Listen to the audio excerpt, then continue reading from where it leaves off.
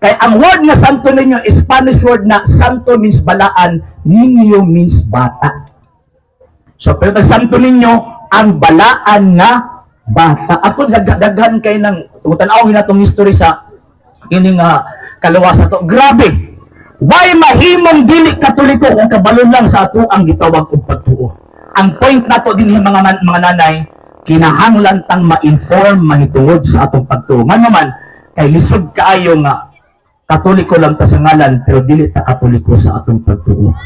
Usab lang dili Katoliko sa atong pagtuo, ang atong unahon na sa Christmas party ra, no. Ang atong unahon na sa Christmas kay makapalit og bag-ong sangina, no. Ang unahon na lang sa Christmas nato kay makapalit og mga bag-ong butang, no. Unya, ang pinakapait karon kay sa panahon sa Christmas, ang sentro dili na si Kristo. Abi ninyo kinsa kay sentro? Ha? No. Ang sentro sa Christmas karon nga panahon. Ako sa tinuod lang, grabe gud ako pangandoy nga naay bitay kanang manaygon bitaw nga ang tawag anang kanta sa daygon, malitok ng pangalan ni Kristo, pangalan sa mahal na birhen ug pangalan ni San Jose. Karon sagad sa mga ruling karon, unsa man? Di ba't kay ganda sa atin ang Pasko?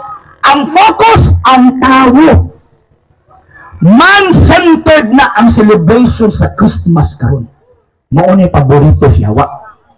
Mawala ang atong atensyon sa Kristo nga nahimong tao, ang atensyon karong panahon na ang atong kaugalingon. So kung kana na mo ay mahitabo, daog ang demonyo. Nga pagka makabantay mo nang hulugan mo ka ng mga grasya, salamat Lord, kay grasya niya, wala kayo simba-simba. Dili na iya sa Diyos. Unya, ang pagsulay ni ihatag pagpit ka matas Ginoo, maghila ka tudo-tudo. Nga naman, tungkol kay ka na mga grasya, palamuti lang sa itong kinabuhi. Kay ang tinuod na grasya na adya sa altar. Og maunay katuyuan sa Diyos nato. Maunay nag-celebrate ang Christmas, kay ang iyang objective, salvation. Kaluwasan. Actually, ang akong topic, ganun kita mga Katoliko nagbatuntag mga ribulto.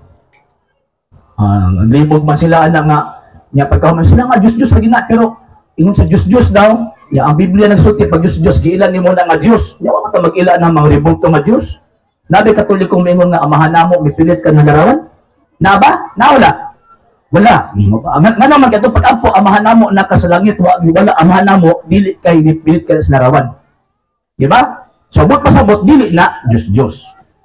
Sa hindi pa po nakapag-follow sa mga pages po natin, i-follow nyo po yung mga pages po natin, RJ Horolanciano II TV Apolia Punto Argumento page, Kuya Apologies TV page, and RJ's Vlog 2022. And pwede rin po kayo mag-send po dyan ng Facebook stars. And also, sa ating po mga channels, sa hindi po nakapag-subscribe, i-subscribe po ninyo yung mga channels natin, Dalay Catholic, Apologies International Official, RJ Santo II TV, Kuya Apologies TV, and Barrio Kawayan Religious Forum.